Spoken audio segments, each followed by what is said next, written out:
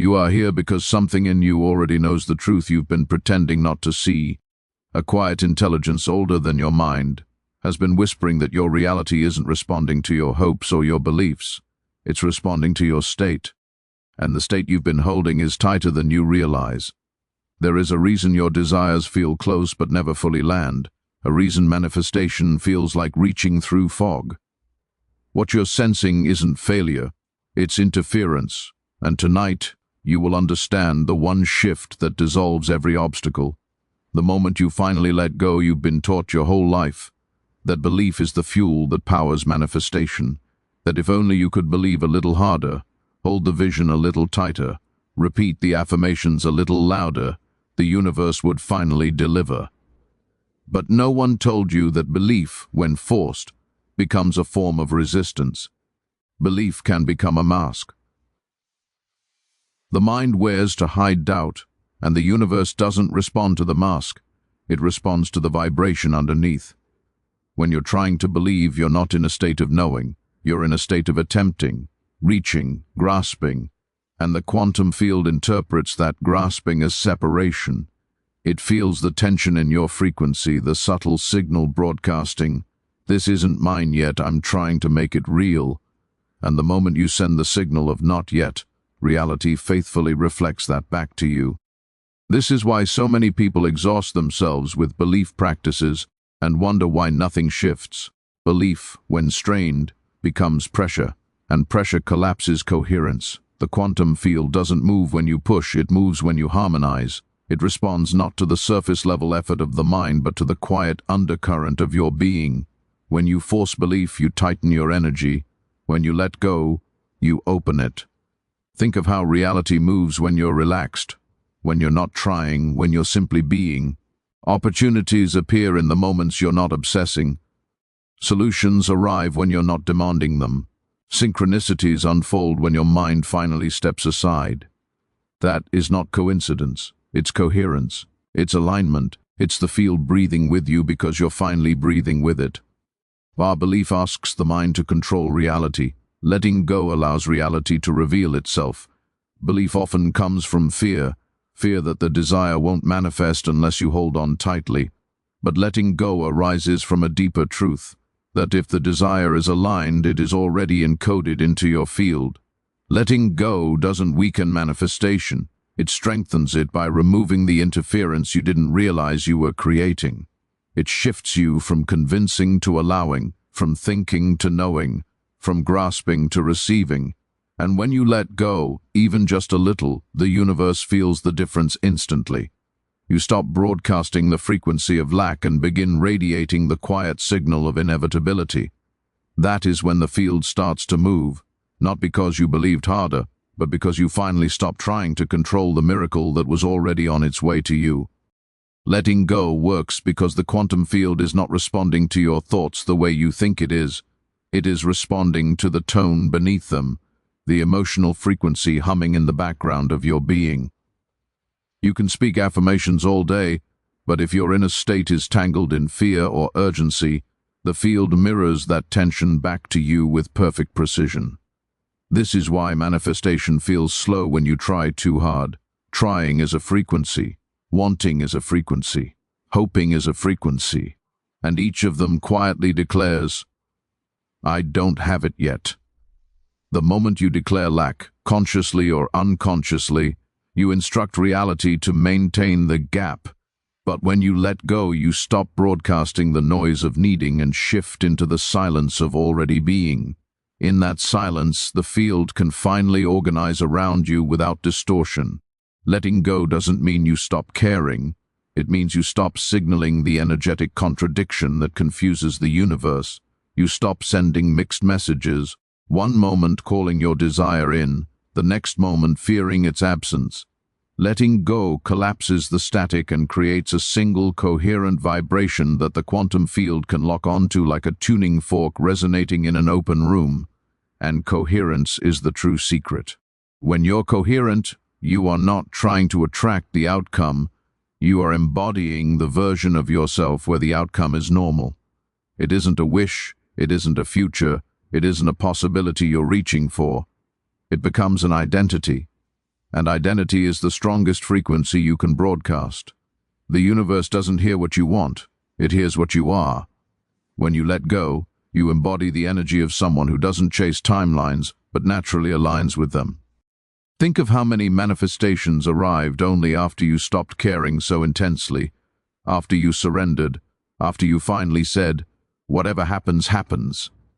In that moment, you weren't abandoning the desire, you were releasing the energetic chokehold that prevented it from reaching you. Suddenly, everything you were straining for began moving toward you on its own, as if reality was simply waiting for you to relax long enough to deliver what was already yours. Letting go is not passive, it is the most powerful state of receptivity. It invites the universe to match your ease, your openness, your readiness. It transforms you from the seeker into the receiver, from the one who wants into the one who allows. And in that allowing, the quantum field finally has space to respond, not to your effort, but to your alignment. Forgetting is more powerful than believing because forgetting dissolves the invisible tension you didn't realize you were carrying. When you forget the desire, even momentarily your energy drops the weight of waiting, measuring, comparing, and checking. You stop monitoring the universe as if it owes you a response. You stop scanning reality for proof. You stop rehearsing the same internal monologue of, "Is it here yet?" that secretly anchors you to the version of yourself who does not have it. Forgetting interrupts the cycle. It breaks the energetic loop that keeps reinforcing separation. In the moments when your mind lets go naturally, when you're living, enjoying, creating, being, you slip into vibrational neutrality, the very state where manifestation accelerates without resistance. Think about how often things show up the moment you stop obsessing over them. The message arrives when you stop refreshing. The opportunity appears when you finally pause the search. The thing you've been longing for finds you when you've momentarily forgotten you wanted it. That is not luck. That is alignment. Forgetting shifts you into the identity where the desire is not an object of pursuit, but an integrated part of your field. The person who already has what they want does not think about it constantly. They live from it, not toward it. And this is the paradox most people never hear. Remembering your desire too often slows it down. Not because desire is wrong, but because every time you remember it with longing or urgency, you recreate the emotional state of incompleteness. You unintentionally cast yourself as the version of you who is still waiting, still hoping, still reaching. But when you forget, you stop narrating the gap. You stop feeding the vibration of not yet. Without realizing it, you match the frequency of someone who isn't worried at all, someone who isn't tracking the timeline, someone who already feels whole regardless of the outcome. Forgetting is not pretending, it is not suppression, it is not ignoring your desire, it is allowing your nervous system to relax enough for the quantum field to do what your mind has been blocking. It's giving space for synchronicity to breathe. When you forget, you move into a state of naturalness. And manifestation thrives in the natural. It thrives in the spaces where your energy is soft, open, and unguarded. And in that softness, the desire doesn't drift away, it moves faster toward you, because you finally stopped pulling back on it with the invisible tension of expectation. Letting go invites the universe to move in ways your mind could never manufacture, because the mind can only imagine outcomes based on what it has already seen, while the quantum field responds from infinite possibility. When you cling to a specific path or insist on a particular sequence, you unknowingly restrict the field's creativity. You narrow the channels through which your manifestation can reach you. But the moment you let go, the moment you loosen your grip on how it must happen, you reopen the gates to timelines you never even considered. The field begins to rearrange itself around you with a kind of elegant intelligence, aligning moments, people, and opportunities, with a synchronicity so perfect it feels orchestrated. And it was, just not by your mind. Belief often tries to script the universe, but letting go allows the universe to reveal a storyline your belief could not conceive. You've experienced this before: the unexpected meeting, the sudden shift, the coincidence that felt too precise to be accidental. These moments arrive when your energy softens enough for the field to move freely. They do not happen while you're forcing reality into your desired shape. They happen when you surrender the outcome and trust that the field knows the route far better than your limited understanding of what is possible. When you let go, you remove the energetic walls your expectations have built. You stop saying, "It must happen this way," and instead offer the invitation, "Show me the highest way." This invitation is powerful because it comes from openness, and openness is the purest channel for manifestation. In that openness, solutions appear that your mind never would have sought. Timing shifts in your favor, opportunities reshape themselves. People you haven't spoken to in years suddenly reach out with exactly what you needed. It feels like the universe is suddenly alive, responsive, almost animated. And in truth it always was. You were simply too tense to feel it. Letting go is not passive resignation, it is active collaboration with a larger intelligence. It tells the universe, "I trust your vision, more than my fear." It tells the field, "I am ready for what I cannot yet imagine." And the moment you enter that space of trust, manifestation accelerates, not because you pushed harder, but because you finally stopped interfering with the natural flow that was trying to reach you all along. When you let go, you step back just enough for the miraculous path to reveal itself. Letting go does not mean detaching from life or abandoning your desires. It means detaching from the version of you who believes they are incomplete without them. The truth is, the desire itself is not the problem. The tension comes from the identity that holds the desire, from the self who is still waiting, still hoping, still rehearsing the same old story of "I'm not there yet." When you cling to the desire from that place, you are not manifesting. You are maintaining the energetic relationship of someone who does not yet have what they want. And the universe, ever faithful to your state, mirrors that back. But when you let go, you are not releasing the desire, you are releasing the identity that is blocking it. You stop performing the version of yourself that lives in lack. You stop reciting the inner narrative that says, "Once this arrives, I will finally feel secure, worthy, whole." Letting go means you no longer hold your desire as a condition for your being. You step into a frequency where you feel whole before anything changes. You embody the internal wholeness that the external desire was meant to symbolize. And when you embody that wholeness first, the desire moves toward you effortlessly because your energy is no longer signaling deficiency. Think about the version of you who already has what you want. They are not waiting. They are not grasping. They are not obsessively checking timelines or reading signs like omens.